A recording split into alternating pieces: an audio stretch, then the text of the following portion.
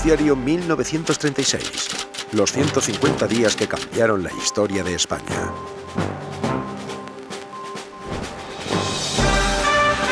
Noticiario independiente de la tarde. Desde nuestros estudios de la calle Antonio Maura de Madrid.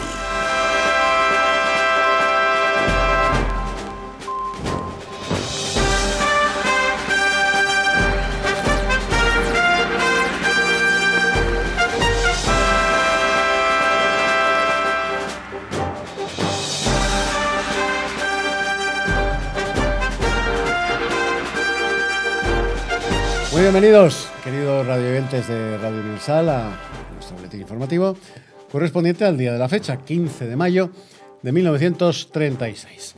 Y comenzamos como lo hacemos siempre, por marcar nuestra línea editorial. La Diputación Permanente de las Cortes ha aprobado el decreto de prórroga del estado de alarma vigente en España.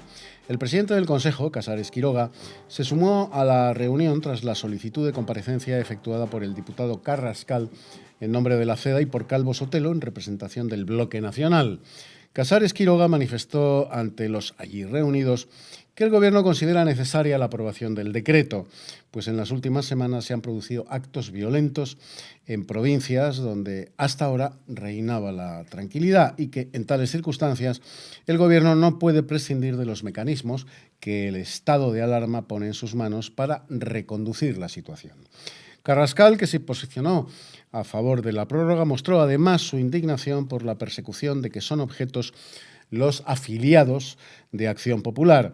Calvo Sotelo, que se abstuvo en la votación, expuso su criterio político en representación del Bloque Nacional, argumentando que, según lo estipulado en el artículo 42 de la Constitución, es competencia del Parlamento, no de la Diputación Permanente, la prerrogativa de ampliar el estado de emergencia mientras el Parlamento no esté disuelto. Calvo Sotelo aprovechó la presencia del presidente del Consejo para denunciar la censura que se aplica a los textos parlamentarios de la que él mismo ha sido víctima. Vamos a una noticia publicitaria y a continuación, ya saben, información nacional aquí en Radio Universal. Atención, enfermos del estómago. Según datos verídicos que obran en nuestro poder, es sorprendente el número de enfermos del estómago que cada año se curan con Polga. Abrimos pues esa página de información nacional, como es costumbre, tras la primera de nuestras noticias publicitarias. Tras la reunión de la Diputación Permanente de las Cortes, ha tenido lugar en el Salón de Tapices del Ministerio de la Guerra la presentación oficial al nuevo ministro de este departamento y presidente del Consejo, Casares Quiroga, de los generales, oficiales y responsables de la guarnición de Madrid. Tras manifestar su absoluta certeza del sentido de la disciplina y del deber de servicio a la patria y a la República de los allí reunidos, advirtió de que aunque todos podrán contar siempre con su apoyo allí donde este deber flaquee, no dudará ni un solo segundo en hacerlo cumplir. Y en referencia a la situación del Gobierno de la Generalitat, nos acercan nuestros compañeros de redacción la última hora a este respecto. En Cataluña, el presidente de la Generalitat ha desmentido que la marcha de Lluís Vallescà haya producido una crisis en el gobierno catalán. Manifestó que ha firmado un decreto aceptando la dimisión del consejero y que él mismo se encargará de forma interina del Departamento de Justicia hasta que quede cubierto nuevamente el cargo. Y antes de pasar a la información internacional, les dejamos nuevamente con otra noticia publicitaria. Foscao, un rico alimento, el más exquisito de los desayunos y más poderoso reconstituyente.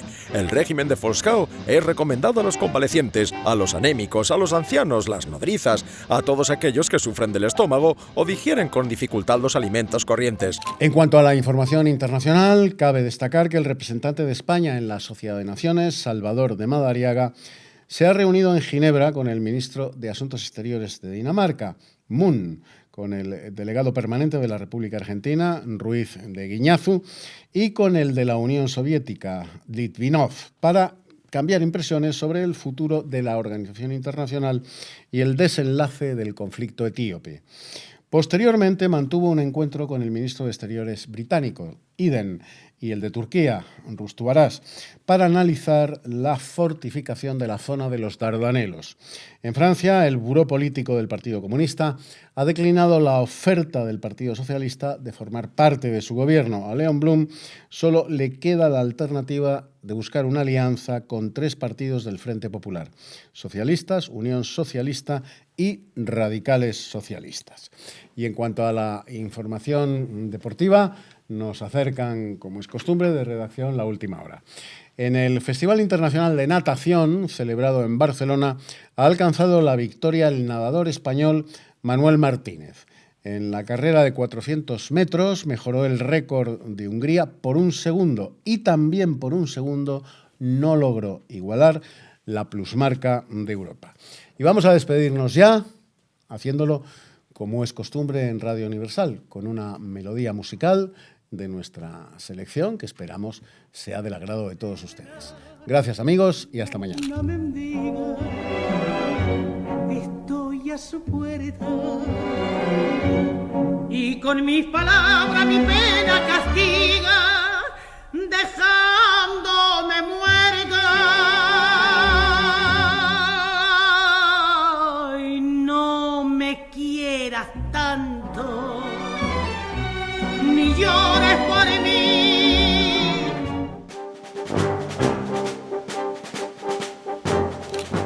Bueno, pues hemos atravesado, como hacemos siempre en el Noticiario 1936, la dimensión tiempo, y del 15 de mayo del 36 nos trasladamos en segundos escasos, la magia de la televisión, al 15 de mayo, pero de 2019.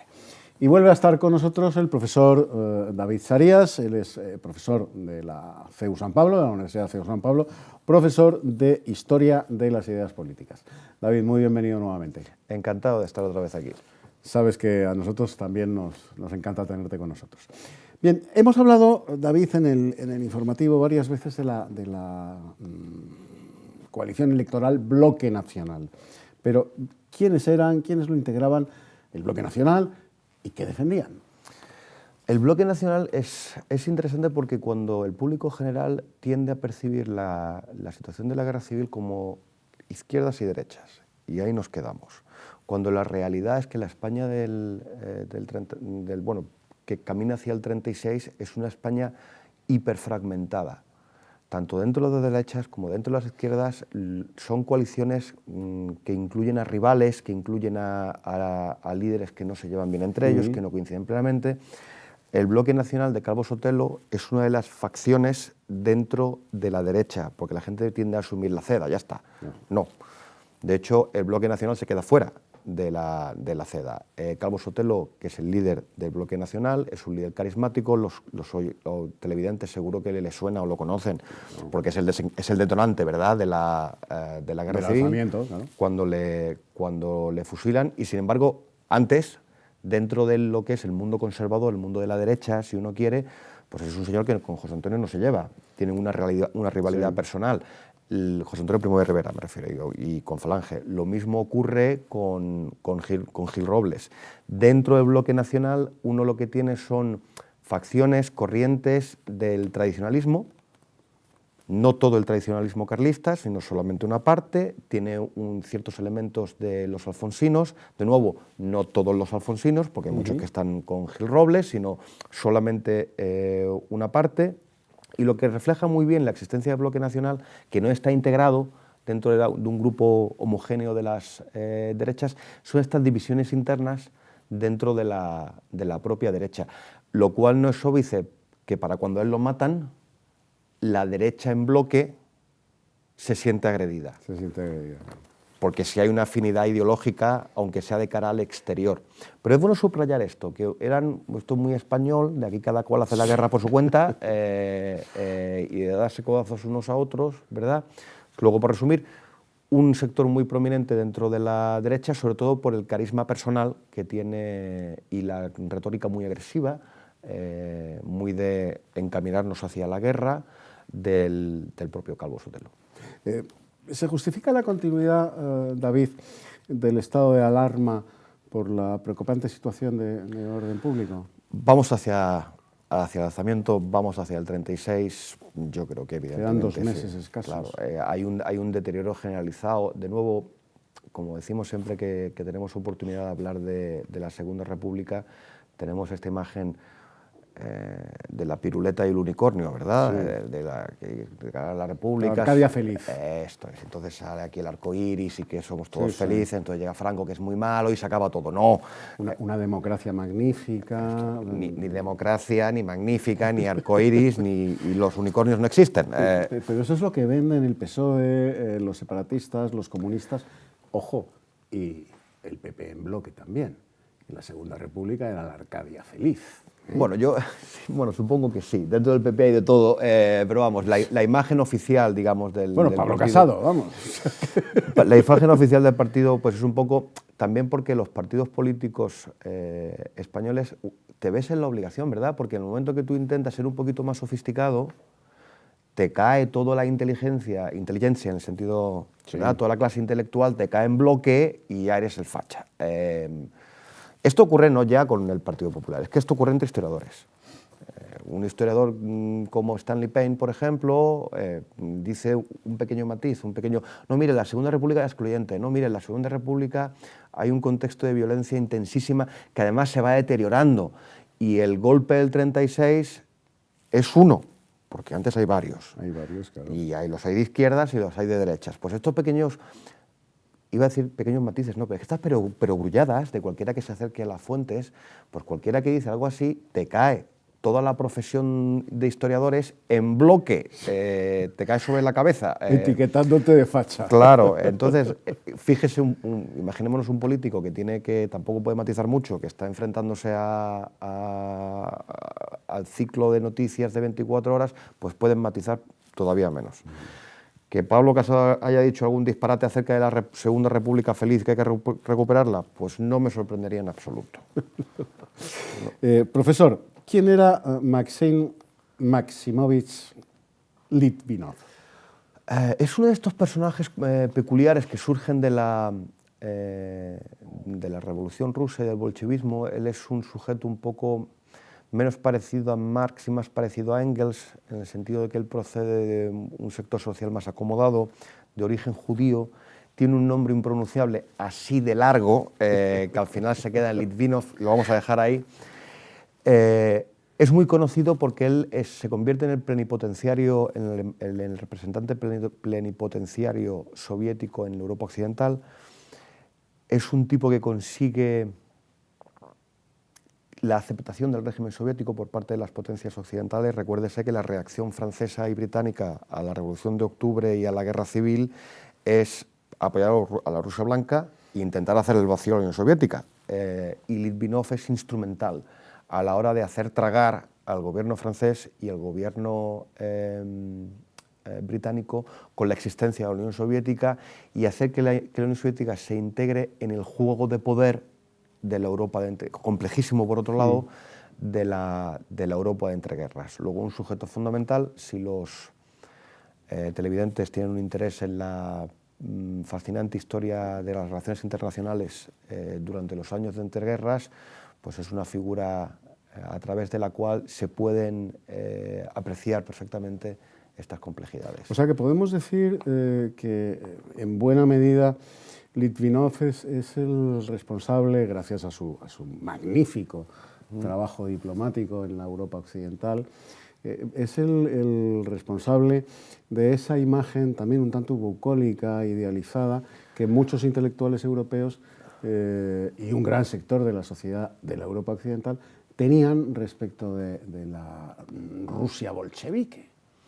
A ver, las respuestas, yo creo que los principales responsables de la colosal estupidez de los intelectuales occidentales son los intelectuales occidentales. Sí, bueno, evidentemente. Que son muy propensos a esto. Además, los intelectuales occidentales tienden a caer en esta una detrás de otra, porque primero es la Rusia soviética, luego es la Cuba de Fidel Castro, y luego mi favorito personal, que son los maoístas. Entonces, es que vamos siempre con la misma piedra. Siempre. En cualquier caso, no, es que todo lo que está lejos, siempre que le toque a otro... Es maravilloso. Exacto, siempre y cuando esté lejos. Y que sea de izquierdas. También. Es la combinación Lo que está de lejos las dos. y de izquierdas es muy atractivo para la intelectualidad Eso es. europea. Y que la revolución cultural, que está muy bonita, pero que el pato lo pague otro. Y además es inversamente proporcional, la distancia con el entusiasmo. Con el entusiasmo, sí. En cualquier caso, por contestar a la pregunta, sí, porque además él pertenece, como comentábamos antes, él pertenece a la clase social correcta.